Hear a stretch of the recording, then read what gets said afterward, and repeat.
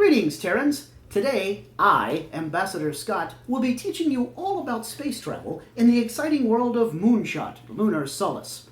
In this game, your goal is to take your entire squadron of jump ships and move them from the start area at the moon all the way around the track to the finish area and park them safely in your finish area.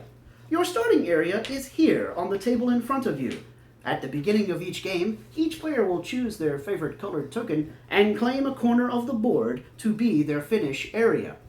But in the world of Moonshot, moving around space isn't as simple as just rolling some dice, counting up the numbers, or pips, and then moving that many spaces. In this game, we use power dice to determine how far our ships can go. The power dice generate the energy that's necessary for you to travel through space.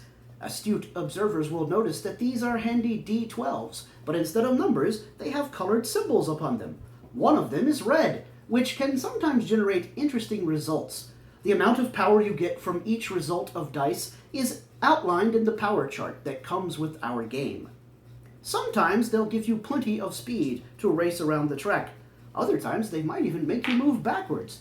Now that may sound like a terrible idea at first, but as the space lanes become more crowded with jump ships, you'll notice that occasionally you and your opponent's ships might be occupying the same space. When this happens, you'll get bumped.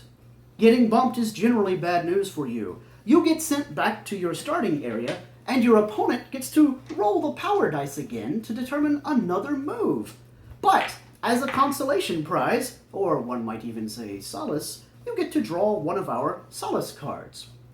Once you begin drawing these cards, you'll notice that they can each be played at different points in time during the game.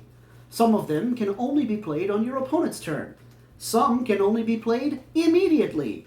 Some can only be played on your own turn, and the occasional purple card can actually be played at any time you so desire.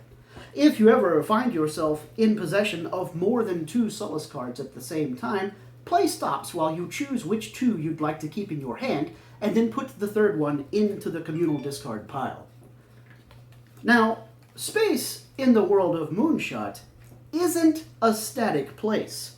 At the beginning of the game, you'll roll a d8 to determine where these wormhole tokens appear. Keep in mind that wormholes in Moonshot are sometimes unstable and always unpredictable. Depending on the results of your D8, you'll place them at certain spots covering up the asteroids on the board. Whenever a jump ship arrives to a space occupied by a wormhole, they immediately pop out the other side.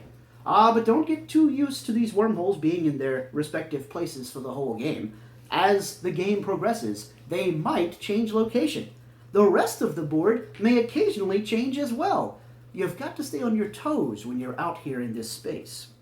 But once you get all 4 of your jump ships all the way around and into your finish area, you will be the winner.